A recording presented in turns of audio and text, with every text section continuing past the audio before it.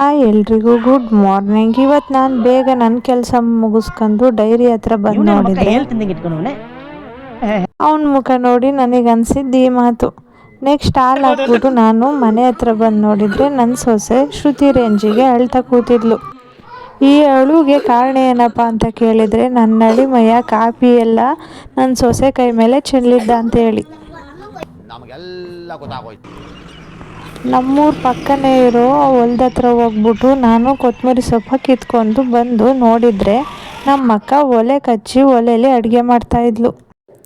ಇವತ್ತೇನೋ ಸ್ಪೆಷಲ್ ಇರ್ಬೋದು, ಭರ್ಜರಿಯಾಗಿ ಬಾರಿಸ್ಬೋದು ಅಂತ ನಾವು ಅನ್ಕೊಂಡ್ರೆ ಅಲ್ಲಿ ನೋಡಿದರೆ ಏನೂ ಇರಲಿಲ್ಲ.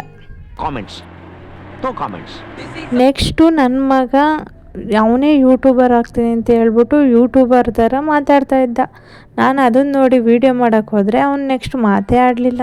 ಅಲ್ಲಿಂದ ನಾವು ದೇವಸ್ಥಾನಕ್ಕೆ ಹೋಗೋಣ ಅಂತ ಹೇಳ್ಬಿಟ್ಟು ಹೋಗ್ತಾಯಿದ್ದು ನಾನು ನಮ್ಮ ಮನೆಯವರು. ನೆಕ್ಸ್ಟು ನಾನು ಒಂದು ವೀಡಿಯೋ ಹಾಗೆ ಸುಮ್ಮನೆ ತೊಗೊಂಡೆ. ಬಿಸಿಲು ಬೇರೆ ಕಣ್ಣಿಗೆ ಹೊಡಿತಾ ಇತ್ತು.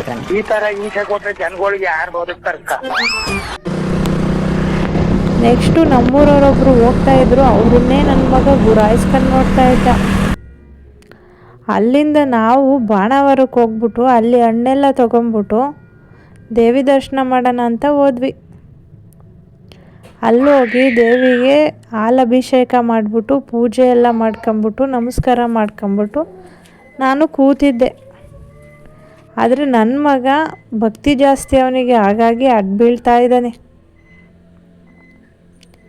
ನೆಕ್ಸ್ಟ್ ಅಲ್ಲಿಂದ ನಾನು ಸ್ವಲ್ಪ ಬಳೆ ತೊಗೊಂಡು ಕೈಗೆಲ್ಲ ಬಳೆ ಹಾಕೊಂಡು ಕೂತ್ಕೊಂಡ್ರೆ ನನ್ನ ಮಗ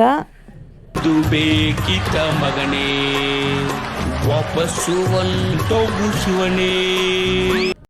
ಹೇಗಿದ್ರು ದೇವಸ್ಥಾನಕ್ಕೆ ಬಂದಿದ್ದೀವಿ, ಕೋಳಿ ಒಪ್ಪಿಸ್ಬಿಡೋಣ ಅಂತ ಹೇಳ್ಬಿಟ್ಟು ನಮ್ಮ ರಿಲೇಷನ್ ಅಂಗಡಿಯಲ್ಲಿ ಹೋಗ್ಬಿಟ್ಟು ಕೋಳಿ ತಗೊಂಡು ದೇವಸ್ಥಾನದ ಹತ್ರ ಬಂದ್ವಿ. ದೇವಸ್ಥಾನದ ಹತ್ರ ಬಂದು ನೋಡಿದರೆ ದೇವಸ್ಥಾನದಲ್ಲಿ ಇವತ್ತು ಹಬ್ಬ ಇದೆ ಅಂತ ಹೇಳ್ಬಿಟ್ಟು ಊರಲ್ಲಿ ಎಲ್ಲರೂ ಕೋಳಿ ಒಪ್ಪಿಸ್ತಾಯಿದ್ರು.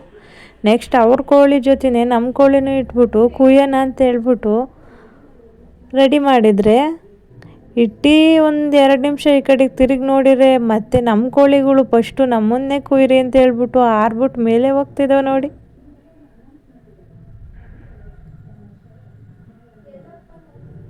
ಆ ಕೋಳಿಗಳಿಗೆಲ್ಲ ಕುಂಕುಮ ಇಟ್ಟು ಹೂವು ಹಾಕಿ ನೀರೆಲ್ಲ ಹಾಕ್ಬಿಟ್ಟು ಕೋಳಿ ಎಲ್ಲ ಒಪ್ಪಿಸಿ ಆಯಿತು. ಕೋಳಿ ಎಲ್ಲ ಒಪ್ಸಾದ್ಮೇಲೆ ಇನ್ನೇನು ಕೆಲಸ, ಸಾಂಬಾರು ಮಾಡೋದೆ. ಹಾಗೆ ಸೈಡಲ್ಲಿರೋ ಮರ ನೋಡಿದರೆ ಮರ ತುಂಬ ಬರೀ ಹೂವೇ ಕಾಣಿಸ್ತಿತ್ತು, ಆದರೆ ಎಲೆಗಳು ಮಾತ್ರ ಇರಲಿಲ್ಲ. ಆ ಹೂವನ್ನ ಒಂದು ಕೈಲಿ ಇಟ್ಕೊಂಡು ನಾನು ಹಂಗೆ ವೀಡಿಯೋ ಮಾಡ್ತಾಯಿದ್ದೆ.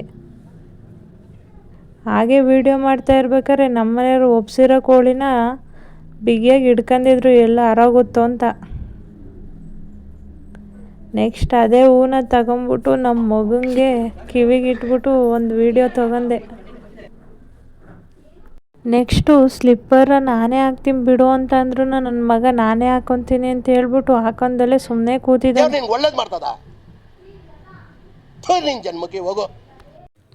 ಅಲ್ಲಿಂದ ನಮ್ಮ ಅಣ್ಣವ್ರ ಮನೆ ಹತ್ರ ಬಂದು ನೋಡಿದರೆ ಮನೆ ತುಂಬ ಜನ.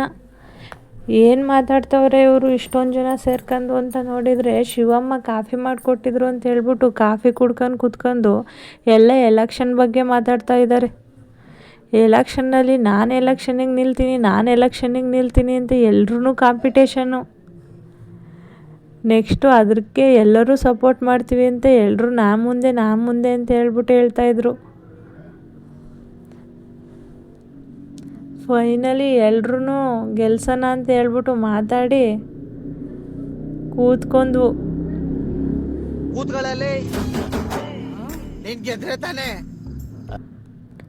ನೆಕ್ಸ್ಟ್ ಅಲ್ಲಿಂದ ಅವರಿಗೆಲ್ಲ ಬಾಯ್ ಮಾಡಿಬಿಟ್ಟು ಊರ ಕಡೆ ಹೊರಟ್ವಿ ನಾವು.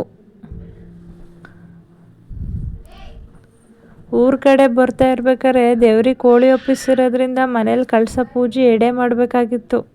ಹಾಗಾಗಿ ನಮ್ಮ ಮನೆಯವರು ಎಡೆ ಮಾಡೋಕ್ಕೆ ಅಂತ ಹೇಳ್ಬಿಟ್ಟು ಬೇವಿನ ಸೊಪ್ಪು ಕಿತ್ಕೊತಾಯಿದ್ರು. ಆದರೆ ಬೇವಿನ ಸೊಪ್ಪು ಕಿತ್ಕೊಳಕ್ಕೆ ಹೋಗಿರೋ ಹತ್ರ ಸಂಜಿಗೆ ಇದ್ದು ಅಂತ ಹೇಳ್ಬಿಟ್ಟು ಕೈಗೆಲ್ಲ ಕಡಿದ್ಬಿಟ್ಟು ಅವರಿಗೆ. ನೆಕ್ಸ್ಟು ಕೈ ಹಂಗೆ ಒರೆಸ್ಕೊಂಬಿಟ್ಟು ಬೇವಿನ ಸೊಪ್ಪು ಕಿತ್ಕೊಂಬಿಟ್ಟು ಬಂದರು.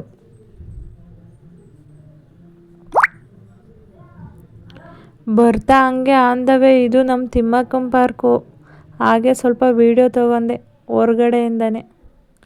ನೆಕ್ಸ್ಟು ಮನೆಗೆ ಬಂದು ನೋಡಿದರೆ ನನ್ನ ಮಗ ಬಿಂದು ಜೀರನ ಒಂದು ಬಾಣಲಿಗೆ ಪ್ಲೇಟಿಗೆ ಬಿಟ್ಕೊಂಬಿಟ್ಟು ಕಡಲೆ ಸಕ್ಕರೆ ಎಲ್ಲ ಮಿಕ್ಸ್ ಮಾಡ್ಕೊಂಬಿಟ್ಟು ತಿಂತಾ ಇರೋಕ್ಕೆ ನೋಡಿ ಏನಂತ ಹೇಳ್ತಾನೆ.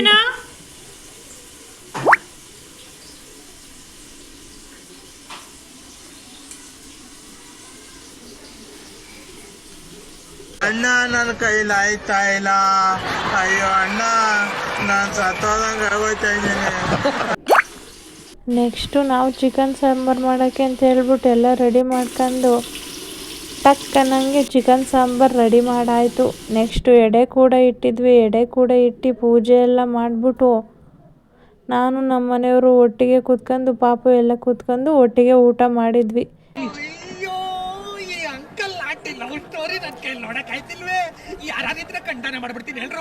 ನಾಟಕ ಮಾಡಿ ಬದುಕೋದಕ್ಕಿಂತ ಮೌನವಾಗಿ ಇರುವುದು ಉತ್ತಮ. ಇದಿಷ್ಟು ಇವತ್ತಿನ ಲಾಗ್ ಆಗಿತ್ತು. ಇಷ್ಟ ಆದರೆ ಲೈಕ್ ಮಾಡಿ, ಕಮೆಂಟ್ ಮಾಡಿ, ಸಬ್ಸ್ಕ್ರೈಬ್ ಮಾಡಿ. ಜೈ ಶ್ರೀರಾಮ್.